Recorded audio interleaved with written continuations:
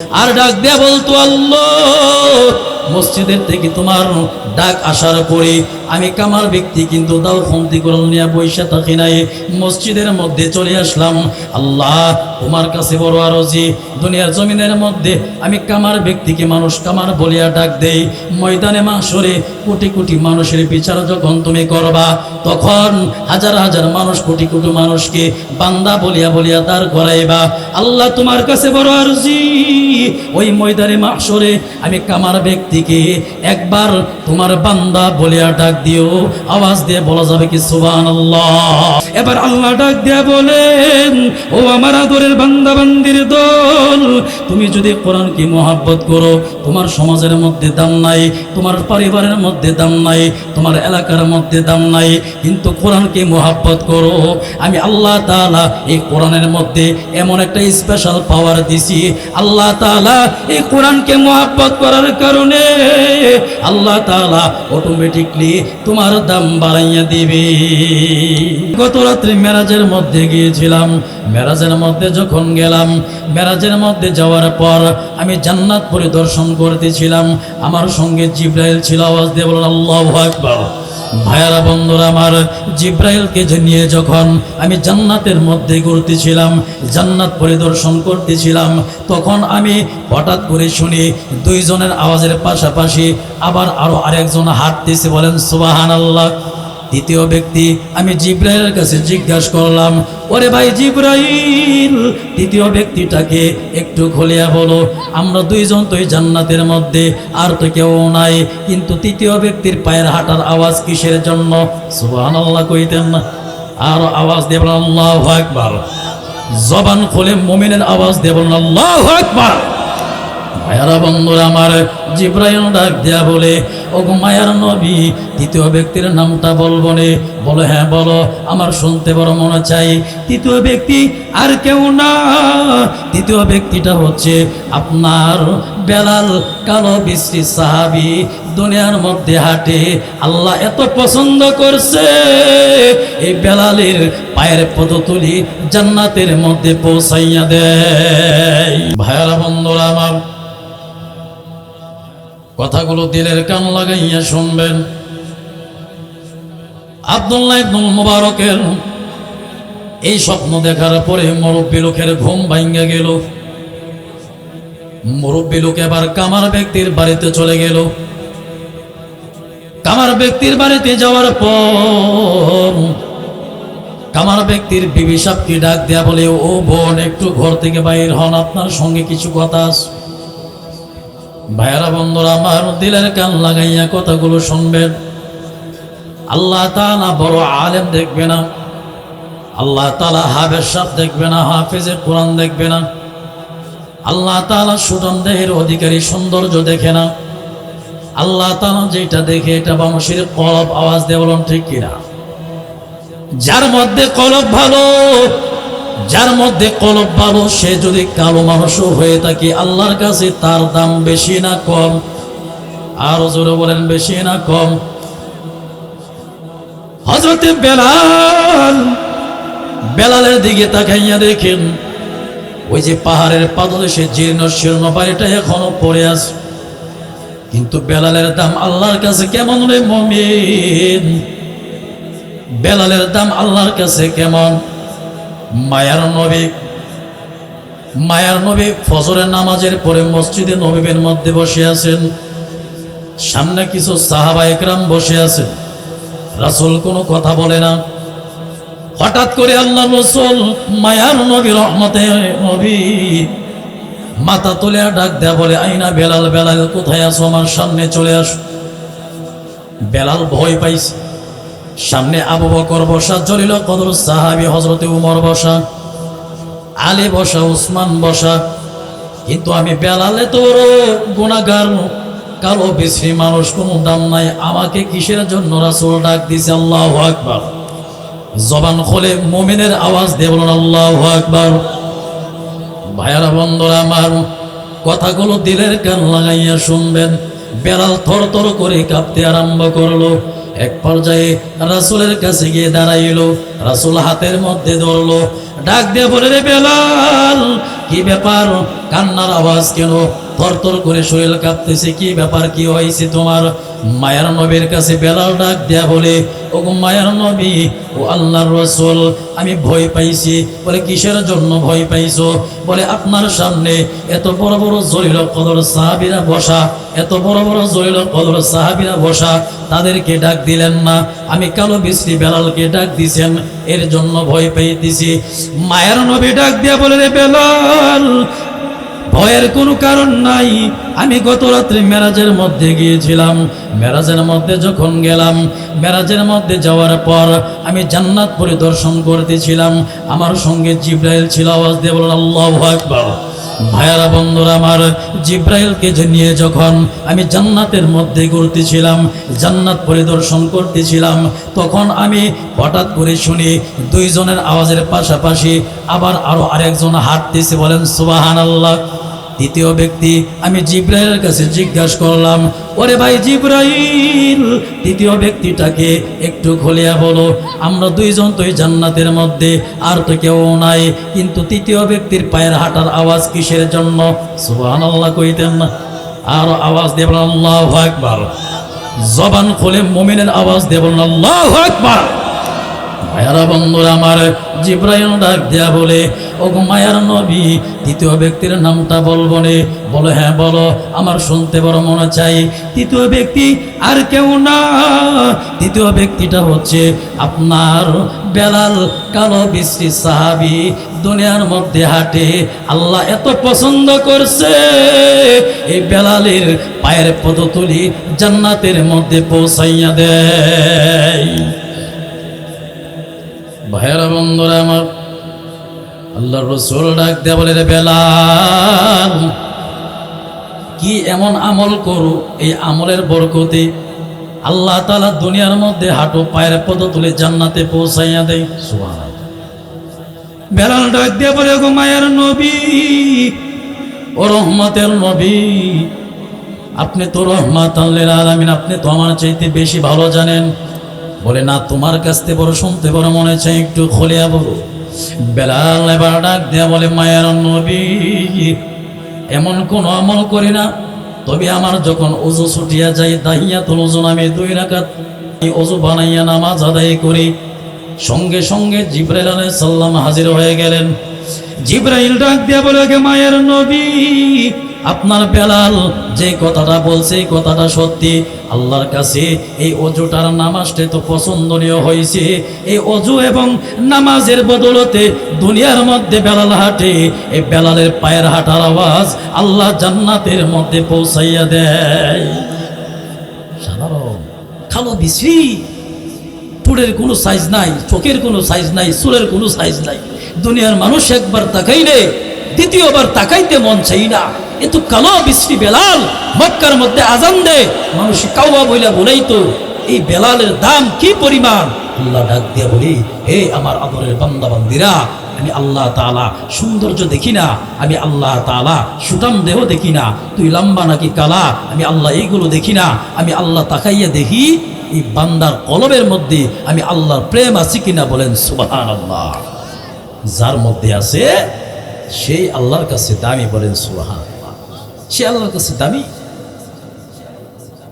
এবার আব্দুল্লাহ ইবনুল মুবারককে স্বপ্নে দেখার পরে মনে আসেনি, তার বাড়িতে গেছি, ডাক দেয়া বলে, বোন, তোমার স্বামী এমন কি আমল করছে যে আমলের বদলতে আব্দুল্লাহ ইবনুল মুবারকের চাইতে বড় জান্নাত পাইছে। এবার কামার ব্যক্তির স্ত্রীর উত্তর, বলে, আমার স্বামীকে তো এমন কোনো আমল করতে দেখি নাই, তবে কামার মানুষ তো দিনের বেলা প্রচণ্ড গরম রৌদ্রের তাপের কারণে দিনের বেলা কাজ কাম করতে পারতো না। রাতের আধারে চন্দ্রিমা রাত্রিতে আমার বাড়ির সামনের বাড়ি আব্দুল্লাহ ইবনুল মুবারকের বাড়ি, তো বাহিরে বৈশা বৈশা দাওখন্তি গুরল বানাইতো, লোহা দিয়া পোড়াইয়া পোড়াইয়া এরকম কাজ করতো। আর আমি তাকাইয়া দেখতাম অপলোক দৃষ্টিতে ওই আব্দুল্লাহ ইবনুল মুবারক চন্দ্রিমা রাত্রিতে গরমের সিজনে ছাদের উপরে দাঁড়ায় দাঁড়ায় যখন ইবাদত করতো, তখন আমার স্বামী দেখতাম বৈশা বৈশা দাওখন্তি গুলার বলাইতো, আর ওই দিকে তাকায় তাকায় কান্না করতো। সুবহানাল্লাহ। কান্না করত। এক নম্বর গুণ ছিল। আর কি যেন মনে মনে বলতো। একদিন কাছে গিয়ে শুনলাম পিছনে যে আমার স্বামী কান্না করতেছে আর বলতেছে, আল্লাহ, ওই যে আমার সামনের বাড়ি আমার সামনের বাড়ি আব্দুল্লাহ ইবনে মুবারকের বাড়ি, তোমার কি এমন কি তোমার কারিশমা, যে কারিশমা আমি কামারকে বানাইছো গরিব, না দিছো এলেম, না কোনো কিছু দিছো, কিন্তু আব্দুল্লাহ ইবনে মুবারকের দিছো এলেমের অধিকারী, আবার বানাইছো তাকে ধনী, সারা রাত দ্বারা ইবাদত করে, কিন্তু আমি কামারের মধ্যে কিন্তু তোমার আব্দুল্লাহ ইবনে মুবারকের চাইতে ভালোবাসা কম না বেশি? বলেন সুবহানাল্লাহ। এই ইবাদতের একটা লোভ ছিল তার মধ্যে। সুবহানাল্লাহ। ভাইয়ারা, বন্ধুরা আমার, সময় অল্প, এই জন্য যেটা গুরুত্বপূর্ণ কথা, এবার কামার ব্যক্তির স্ত্রী ডাক দিয়া বলে, কামার ব্যক্তির স্ত্রী ডাক দিয়া বলে, হুজুর, দ্বিতীয় নম্বর গুণ। বলে দ্বিতীয় নম্বর গুণ কি ছিল?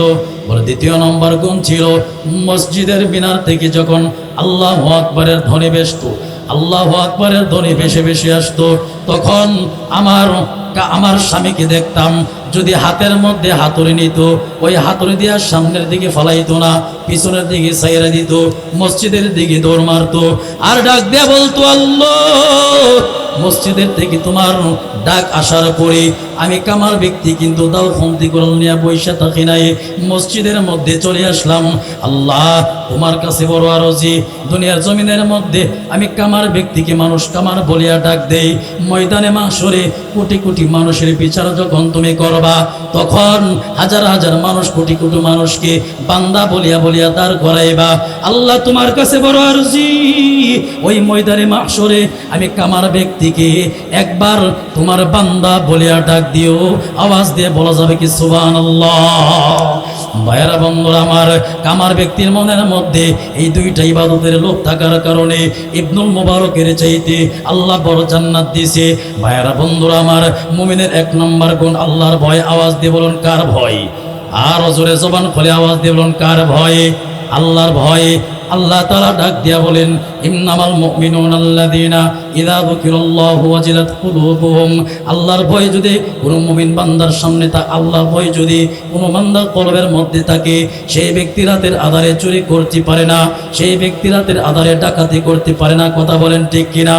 সমাজের দিকে তাকাইলে দেখা যায় গরু ফালে, গরু বাইলা শান্তি নাই। গত রাত্রে আমার মহল্লার কাহিনী, রাতে 3টা বাজে চিল্লা বলার আওয়াজ, ফালায় ঘুম থেকে উঠলাম, বাইরে দিয়ে আমার ছাত্ররা আমার আগে বাইরে গেছে। জিজ্ঞাসা করলাম কারণ কি? হুজুর, গরু চুরি হয়েছে। চিন্তা করেন বিষয়। আল্লাহর ভয় যদি তাকে এটা সম্ভব? হুজুর কি 5 মিনিট। এক নম্বর ভয়। আওয়াজ দিয়ে বলুন কি? জবান খুলে আওয়াজ দিয়ে বলুন, কার ভয়? এক নম্বর আল্লাহর ভয়। এই জন্য ভাইয়ারা, বন্ধুরা আমার, আজকের পর থেকে মুমিনের এক নম্বর গুণের উপর আমল করবেন তো ইনশাআল্লাহ। আর হুজুর বলেন ইনশাআল্লাহ। দ্বিতীয় নম্বর গুণ, যাদাতুম ঈমানা। ইন্নামাল মুমিনুনা আল্লাযীনা ইযা যুকিরাল্লাহু ওয়াজিলাত কুলুবুহুম ওয়া ইযা তুলিয়াত আলাইহিম আয়াতুহু যাদাতুহুম ঈমানা। চিৎকার মেরে বলেন আল্লাহু আকবার। ভাইরা, বন্ধুরা আমার, কোনো বান্দার সামনে যখন মুমিন বান্দার সামনে কোরআন তেলাওয়াত করা হবে, অটোমেটিকলি তার ঈমান বৃদ্ধি পাবে। কাফেরদের সামনে যদি কোরআন তেলাওয়াত করা হয়, অটোমেটিকলি তার কুফর নষ্ট হয়ে যাবে। বলেন সুবহানাল্লাহ। এই জন্য ভাইরা, বন্ধুরা আমার, আজকের পর থেকে কোরআন তেলাওয়াত করবেন তো ইনশাআল্লাহ। এই যে কোরআনের সিজন আইতাছে সামনে, কথা বলেন ঠিক কিনা? রমজান মাস, কোরআন তেলাওয়াতের সময় আল্লাহ তাআলা ডাক দিয়া বলেন, ও আমার আদরের বান্দা বান্দির দল, আমি সফিউল্লাহ সাদের কোনো দাম নাই, দাম হইছে কোরআন শিখার কারণে। কথা বলেন ঠিক কিনা? বান্দা, তোমার কোনো দাম নাই। যখন কোরআনের ছোঁয়া তোমার মধ্যে লাগবে, কে দাম বাড়াইয়া দিবে? আওয়াজ দিয়ে বলুন। এই যে কাঠে বৈশাইছি, এই কাঠের কোনো দাম নাই, পাড়াইতেছি, কিন্তু এই কাঠ দিয়া যখন রিহাল বানানো হই, আল্লাহ তাআলা কোরআনের সংস্পর্শে থাকার কারণে আল্লাহ তাআলা কাঠের দাম বাড়াইয়া দেয়। কথা বলেন ঠিক কিনা? আল্লাহ তাআলা ডাক দেয়া বলে কাফরের কোনো দাম নাই। এবার কাফর যখন আল্লাহ কোরআনের সঙ্গে লাগে সংঘর্ষের মধ্যে আসে, আল্লাহ তাআলা এই কাপড়ের দাম বাড়াইয়া দেয়। মক্তবের ছাত্রদের হাত থেকে কাপড়টা পরে গেলে নাকে মুখে চুমু খাই। এই বরকত কার? কোরআনের কার বরকত? কোরআনের সংস্পর্শে থাকার কারণে আল্লাহ তাআলা কাপড়ের দাম বাড়াইয়া দেয়। এবার আল্লাহ ডাক দেয়া বলেন, ও আমার আদরের বান্দা বান্দির দল, তুমি যদি কোরআনকে মহব্বত করো, তোমার সমাজের মধ্যে দাম নাই, তোমার পরিবারের মধ্যে দাম নাই, তোমার এলাকার মধ্যে দাম নাই, কিন্তু কোরআনকে মহব্বত করো। আমি আল্লাহ তাআলা এই কোরআনের মধ্যে এমন একটা স্পেশাল পাওয়ার দিছি। আল্লাহ তাআলা এই কোরআনকে মহব্বত করার কারণে আল্লাহ তাআলা অটোমেটিকলি তোমার দাম বাড়াইয়া দিবে। আপনাদের সামনে আয়াত তিলাওয়াত করেছি। আল্লাহ তাআলা এই আয়াতের মধ্যে মুমিনের 5 গুণ সম্পর্কে আলোচনা করতেছে। আল্লাহ বলেন এই 5 গুণ যেই মুমিনের মধ্যে আছে তার নাম ইমানদারের লিস্টির মধ্যে আছে। বলেন সুবহানাল্লাহ। তাইলে এখন আমি 5টা গুণের মধ্যে চেষ্টা করবো অল্প অল্প বলার জন্য, আর দেখবেন আপনার মধ্যে এই 5টা গুণের মধ্যে যে কোনো একটা গুণ আছে কিনা। যদি না থাকে আমি বলবো, আর আজকের পর থেকে আপনারা এরাদা করবেন যে এই মুমিনের 5 গুণ আমার মধ্যে যেন থাকে। আজকের পর থেকে এগুলোর উপর আমল করবো, পারবেন তো ইনশাআল্লাহ? আল্লাহ তাআলা বলেন মুমিনের 1 নাম্বার গুণ হচ্ছে ইন্নামাল মুমিনুনা আল্লাযীনা ইযা যুকিরাল্লাহ ওয়াজিলাত কুলুবুহুম। যখন কোনো বান্দার সামনে আল্লাহ তাআলা নাম নেওয়া হয় তখন ওই মুমিন বান্দার কলবটা ভীত হয়ে যাবে। বলেন সুবহানাল্লাহ। হুজুর কিভাবে? মসজিদের ময়দান থেকে যখন মুয়াজ্জিন সাহেব আজান দেয় আল্লাহু আকবার, এই ধ্বনি যদি কোনো মুমিন বান্দার কানের মধ্যে পৌঁছে তখন সে দোকানপাটে বসে থাকতে পারবে না। কথা বলে ঠিক কিনা? এটা কার নাম? আওয়াজ দেয় বলে আরো জোরে, জবান খুলে, কার নাম এটা? আল্লাহর নাম শোনার পরে কোনো বান্দা কি বসে থাকতে পারে? মুমিন বান্দা বসতে পারবে না। আল্লাহ বলে যদি আমার নাম শোনার পরে তার মধ্যে পরিবর্তন চলে আসে, দিলটা ভীত হয়ে যায়, এই রে আমার রবের নাম আমার সামনে উচ্চারণ করা হয়েছে, আর দোকানপাটে বসে থাকা যাবে না, এই মুহূর্তে আমার মসজিদে যাইতে হবে, আল্লাহর ঘরের দিকে আল্লাহ ডাকতেছি, তাহলে বোঝা গেল মুমিনের 1 নম্বর গুণ তার মধ্যে আছে। কথা বলেন ঠিক কিনা? 1 নম্বর গুণ কার? ভয় আওয়াজ দেয় বলে আল্লাহর ভয়। আমাদের আল্লাহর ভয় আছে, আমরা বলি যে হুজুর ভয় আছে, কিন্তু এই ভয়টা জীবিত না, মৃত। কি বলেন? মৃত না? আমরা তো সবাই বলি যে আমাদের মধ্যে আল্লাহর ভয় আছে হুজুর, কিন্তু আমি মনে করি আল্লাহর ভয় যে আছে এটা মৃত। যদি জীবিত থাকতো তাহলে কোনো বান্দা মসজিদে আজান হওয়ার পরে তার বেবি শেফকে নিয়ে টেলিভিশনের সামনে বসে থাকতে পারে না। কথা বলেন ঠিক কিনা? ঘরের মধ্যে কম্বল নিয়ে শুয়ে থাকতে পারেন, কারণ আল্লাহর নাম নেওয়া হইতেছে। আল্লাহর নাম নেওয়ার পরে কোনো বান্দা যদি বৈশা থাকে, ঘরের মধ্যে শোয়া থাকে, তাহলে বোঝা গেল যে মুমিনের 1 নম্বর যে সিফত, 1 নম্বর মুমিনের যে গুণ তার মধ্যে নাই। এখন আজকের পর থেকে বুঝবেন যে আপনার মধ্যে মুমিনের 1 নম্বর গুণ আছে না নাই। যদি না থাকে আজকের পর থেকে আমল করবেন তো ইনশাআল্লাহ।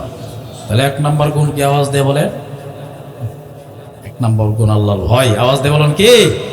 আল্লাহর ভয় যার মধ্যে থাকে সে কোনোদিন নামাজ কাজা করতে পারে না। কথা বলে ঠিক কিনা? হুজুর আমি মুমিনের গুণ আছে, আমি তো মুমিন নিজেকে দাবি করি। তাহলে মুমিনের যদি দাবি করেন, ইমানদার যদি দাবি করেন, তাহলে তো আপনি ঘরের মধ্যে বসে থাকতে পারেন না, টিভি সিনেমার সামনে বসে থাকতে পারেন না। আজান হওয়ার সঙ্গে সঙ্গে আপনার মসজিদে যাওয়ার কথা, কিন্তু আপনি বসে থাকেন। এর মধ্যে মনে হইল যে আপনার মধ্যে মুমিনের গুণ নাই, যে ভয় আছে এটা মৃত, এটা জীবিত করতে হবে। কথা বলেন ঠিক কিনা? ভাই, এই অল্প একটু ভয় ভালোবাসা থাকার কারণে একটা কামার ব্যক্তি বড় জান্নাত পাইছে আব্দুল্লাহ ইবনুল মুবারকের চাইতে। বলেন সুবহানাল্লাহ।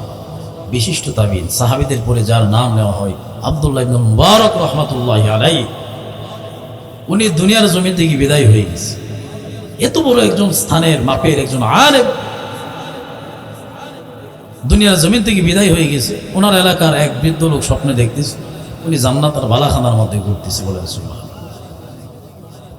এবার উনি বলতেছে যে আব্দুল্লাহ ইবনে মুবারক, আপনাকে তো ভালোই আল্লাহ তাআলা বড় জান্নাত দিছি, আপনার ইলম আমলের বিনিময়ে এত বড় জান্নাত পাইছেন, ইবাদত করছেন। আব্দুল্লাহ ইবনে মুবারক রাখতে বসে বলা, আমি কি জান্নাত পাইছি? আমার চাইতে বড় জান্নাত পাইছি আমার বাড়ির সামনের বাড়ির কামার ব্যক্তি বলেন সুবহানাল্লাহ। এখন বুঝে ভাইয়ারা বন্ধুরা আমার, কথাগুলো দিলের কান লাগাইয়া শুনবেন।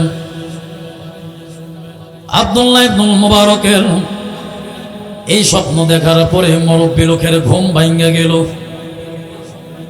মুরব্বী লোক এবার কামার ব্যক্তির বাড়িতে চলে গেল। কামার ব্যক্তির বাড়িতে যাওয়ার পর কামার ব্যক্তির বিবি সাহেবকে ডাক দেয়া বলে, ও বোন একটু ঘর থেকে বাইর হন, আপনার সঙ্গে কিছু কথা আছে। ভাইয়ারা বন্ধুরা আমার, দিলের কান লাগাইয়া কথাগুলো শুনবেন। আল্লাহ তাআলা বড় আলেম দেখবে না, আল্লাহ তাআলা হাফেজ সাহেব দেখবে না, হাফেজে কোরআন দেখবে না, আল্লাহ তাআলা সুঠাম দেহের অধিকারী সৌন্দর্য দেখে না। আল্লাহ তাআলা যেটা দেখে এটা মানুষের কলব। আওয়াজ দিয়ে বলুন ঠিক কিনা? যার মধ্যে কলব ভালো, যার মধ্যে কলব ভালো, সে যদি কালো মানুষও হয়ে থাকে আল্লাহর কাছে তার দাম বেশি না কম? আরো জোরে বলেন, বেশি না কম? হযরতে বেলাল, বেলালের দিকে তাকাইয়া দেখেন ওই যে পাহাড়ের পাদদেশে জীর্ণ শীর্ণ বাড়িটা এখনো পড়ে আছে, কিন্তু বেলালের দাম আল্লাহর কাছে কেমন রে মুমিন? বেলালের দাম আল্লাহর কাছে কেমন? মায়ার নবী ফজরের নামাজের পরে মসজিদে নববীর মধ্যে বসে আছেন। সামনে কিছু সাহাবা একরাম বসে আছেন। রাসূল কোনো কথা বলে না। হঠাৎ করে আল্লাহ রাসূল মায়ার নবী রহমতে নবী মাথা তুলে ডাক দেয়া বলে, আইনা বেলাল, বেলাল কোথায় আছো? আমার সামনে চলে আসো। বেলাল ভয় পাইছে। সামনে আবু বকর বসা, জলিল কদর সাহাবী হযরতে উমর বসা, আলী বসা, উসমান বসা। কিন্তু আমি বেলালে তোর গুনাহগার, কালো বিশ্রী মানুষ, কোনো দাম নাই। আমাকে কিসের জন্য রাসূল ডাক দিছে? আল্লাহু আকবার। জবান খুলে মুমিনের আওয়াজ দিয়ে বলুন আল্লাহু আকবার। ভাইয়ারা বন্ধুরা আমার, কথাগুলো দিলের কান লাগাইয়া শুনবেন। বেলাল থর থর করে কাঁপতে আরম্ভ করলো। এক পর্যায়ে রাসূলের কাছে গিয়ে দাঁড়াইলো। রাসূল হাতের মধ্যে ধরলো, ডাক দিয়ে বলে, রে বেলাল, কি ব্যাপার? কান্নার আওয়াজ কেন? থরথর করে শরীর কাঁপতেছে, কি ব্যাপার? কি হয়েছে তোমার? মায়ার নবীর কাছে বেলাল ডাক দেয়া বলে, ও মায়ার নবী, ও আল্লাহর রাসূল, আমি ভয় পাইছি। বলে, কিসের জন্য ভয় পাইছো? বলে, আপনার সামনে এত বড় বড় জলিল কদর সাহাবীরা বসা, এত বড় বড় জলিল কদর সাহাবীরা বসা, তাদেরকে ডাক দিলেন না, আমি কালো বিশ্রী বেলালকে ডাক দিছেন, এর জন্য ভয় পাইতেছি। মায়ার নবী ডাক দিয়া বলে, রে বেলাল, ভয়ের কোনো কারণ নাই। আমি গত রাত্রে মেরাজের মধ্যে গিয়েছিলাম। মেরাজের মধ্যে যখন গেলাম, মেরাজের মধ্যে যাওয়ার পর আমি জান্নাত পরিদর্শন করতেছিলাম। আমার সঙ্গে জিব্রাইল ছিল। আওয়াজ দিয়ে বলুন আল্লাহু আকবার।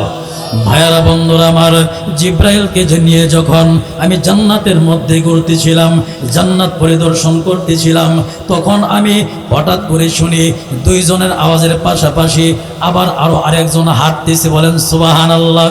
দ্বিতীয় ব্যক্তি, আমি জিব্রাইলের কাছে জিজ্ঞাসা করলাম, ওরে ভাই জিব্রাইল, তৃতীয় ব্যক্তিটাকে একটু খুলিয়া বলো। আমরা দুইজন তো জান্নাতের মধ্যে, আর তো কেউ নাই, কিন্তু তৃতীয় ব্যক্তির পায়ের হাঁটার আওয়াজ কিসের জন্য? সুবহানাল্লাহ কইতেন না? আর আওয়াজ দিয়ে বলেন আল্লাহু আকবার। জবান খুলে মুমিনের আওয়াজ দিয়ে বলেন আল্লাহু আকবার। ভাইয়ারা বন্ধুরা আমার, জিব্রাইল ডাক দেয়া বলে, ও মায়ার নবী, তৃতীয় ব্যক্তির নামটা বলবো নে? বলো, হ্যাঁ বলো, আমার শুনতে বড় মনে চাই। তৃতীয় ব্যক্তি আর কেউ না, তৃতীয় ব্যক্তিটা হচ্ছে আপনার বেলাল, কালো বিশ্রী সাহাবী, দুনিয়ার মধ্যে হাঁটে। আল্লাহ এত পছন্দ করছে, এই বেলালের পায়ের পদতুলি জান্নাতের মধ্যে পৌঁছাইয়া দেয়।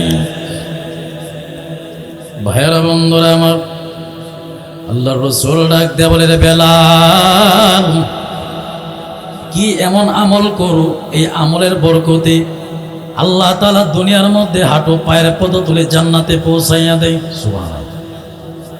বেলাল ডাক দেয়া বলে, গো মায়ের নবী, ও রহমতের নবী, আপনি তো রহমাতুল লিল আলামিন, আপনি তো আমার চাইতে বেশি ভালো জানেন। বলে না, তোমার কাছ থেকে বড় শুনতে বড় মনে চাই, একটু খোলিয়া বলো।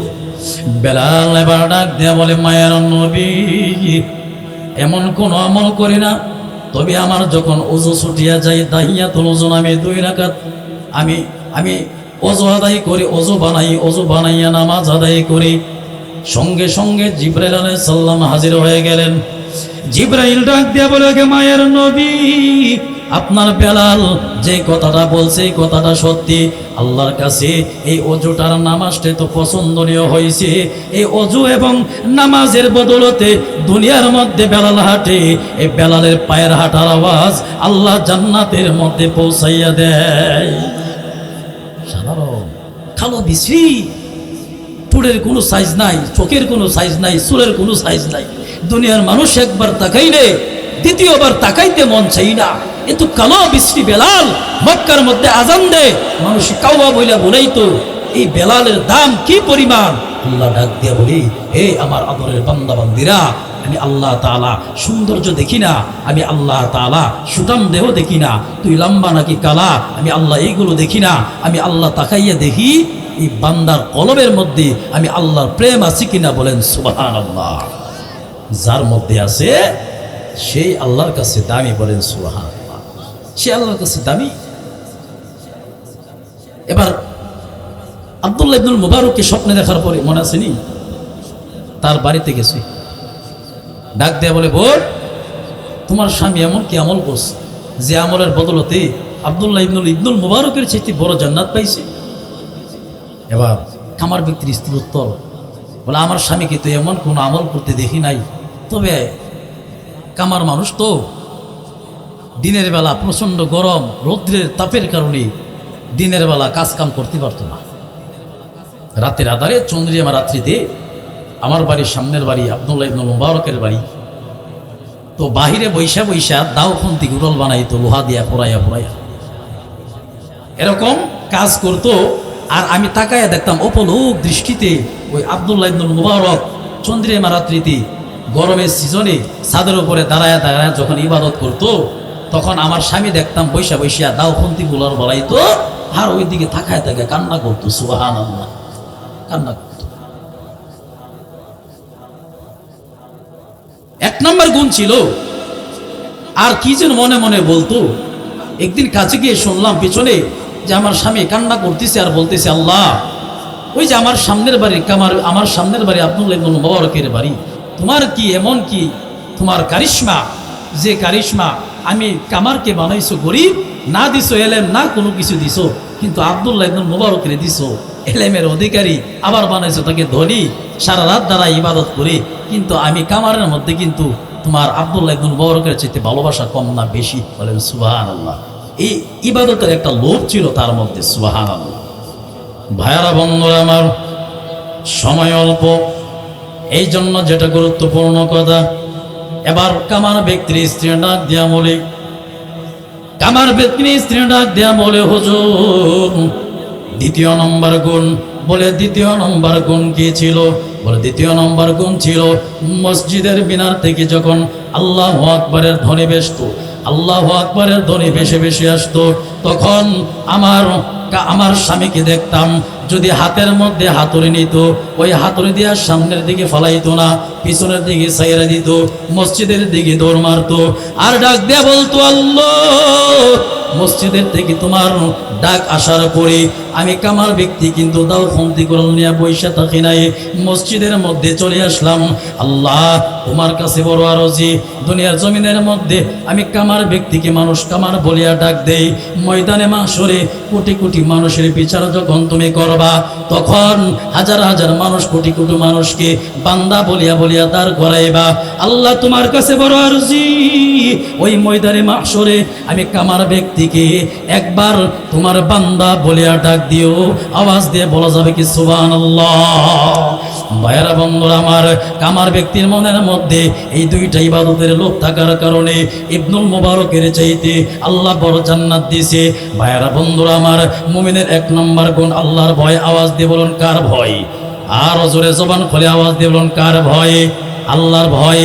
আল্লাহ তাআলা ডাক দিয়া বলেন, ইন্নামাল মুমিনুনা আল্লাযীনা ইযা যুকিরাল্লাহু ওয়াজিলাত কুলুবুহুম। আল্লাহর ভয় যদি কোনো মুমিন বান্দার সামনে আল্লাহর ভয় যদি কোনো বান্দার কলবের মধ্যে থাকে, সেই ব্যক্তি রাতের আধারে চুরি করতে পারে না, সেই ব্যক্তি রাতের আধারে ডাকাতি করতে পারে না। কথা বলেন ঠিক কিনা? সমাজের দিকে তাকাইলে দেখা যায় গরু ফালে, গরু ফাইলা শান্তি নাই। গত রাত্রে আমার মহল্লার কাহিনী, রাতে 3টা বাজে চিল্লা বলার আওয়াজ, ফালায় ঘুম থেকে উঠলাম, বাইরে দিয়ে আমার ছাত্ররা আমার আগে বাইরে হয়ে গেছে। জিজ্ঞাসা করলাম কারণ কি? হুজুর গরু চুরি হয়েছে। চিন্তা করেন বিষয়, আল্লাহর ভয় যদি থাকে এটা সম্ভব? হুজুর কি 5 মিনিট। 1 নম্বর ভয়, আওয়াজ দিয়ে বলুন কি? জবান খুলে আওয়াজ দিয়ে বলুন কার ভয়? 1 নম্বর আল্লাহর ভয়। এই জন্য ভাইরা বন্ধুরা আমার, আজকের পর থেকে মুমিনের 1 নম্বর গুণের উপর আমল করবেন তো ইনশাআল্লাহ। আর হুজুর বলেন ইনশাআল্লাহ। 2 নম্বর গুণ, যাদাতুম ঈমানা। ইন্নামাল মুমিনুনা আল্লাযীনা ইযা যুকিরাল্লাহু ওয়াজিলাত কুলুবুহুম ওয়া ইযা তুলিয়াত আলাইহিম আয়াতুহু যাদাতুহুম ঈমানা। চিৎকার মেরে বলেন আল্লাহু আকবার। ভাইরা বন্ধুরা আমার, কোনো বান্দার সামনে যখন মুমিন বান্দার সামনে কোরআন তেলাওয়াত করা হবে, অটোমেটিকলি তার ঈমান বৃদ্ধি পাবে। কাফেরদের সামনে যদি কোরআন তেলাওয়াত করা হয়, অটোমেটিকলি তার কুফর নষ্ট হয়ে যাবে। বলেন সুবহানাল্লাহ। এই জন্য ভাইরা বন্ধুরা আমার, আজকের পর থেকে কোরআন তেলাওয়াত করবেন তো ইনশাআল্লাহ। এই যে কোরআনের সিজন আইতাছে সামনে, কথা বলেন ঠিক কিনা? রমজান মাস, কোরআন তেলাওয়াতের সময় আল্লাহ তাআলা ডাক দিয়া বলেন, ও আমার আদরের বান্দা বান্দির দল, আমি সফিউল্লাহ সাদির কোনো দাম নাই, দাম হইছে কোরআন শিখার কারণে। কথা বলেন ঠিক কিনা? বান্দা তোমার কোনো দাম নাই, যখন কোরআনের ছোঁয়া তোমার মধ্যে লাগবে, কে দাম বাড়াইয়া দিবে? আওয়াজ দিয়ে বলুন। এই যে কাঠে বৈশাইছি, এই কাঠের কোনো দাম নাই, পাড়াইতেছি, কিন্তু এই কাঠ দিয়া যখন রিহাল বানানো হই, আল্লাহ তাআলা কোরআনের সংস্পর্শে থাকার কারণে আল্লাহ তাআলা কাঠের দাম বাড়াইয়া দেয়। কথা বলেন ঠিক কিনা? আল্লাহ তাআলা ডাক দেয়া বলে, কাপড়ের কোনো দাম নাই। এবার কাপড় যখন আল্লাহ কোরআনের সঙ্গে লাগে, সংস্পর্শের মধ্যে আসে, আল্লাহ তাআলা এই কাপড়ের দাম বাড়াইয়া দেয়। মক্তবের ছাত্রদের হাত থেকে কাপড়টা পরে গেলে নাকে মুখে চুমো খাই, এই বরকত কার? কোরআনের। কার বরকত? কোরআনের সংস্পর্শে থাকার কারণে আল্লাহ তাআলা কাপড়ের দাম বাড়াইয়া দেয়।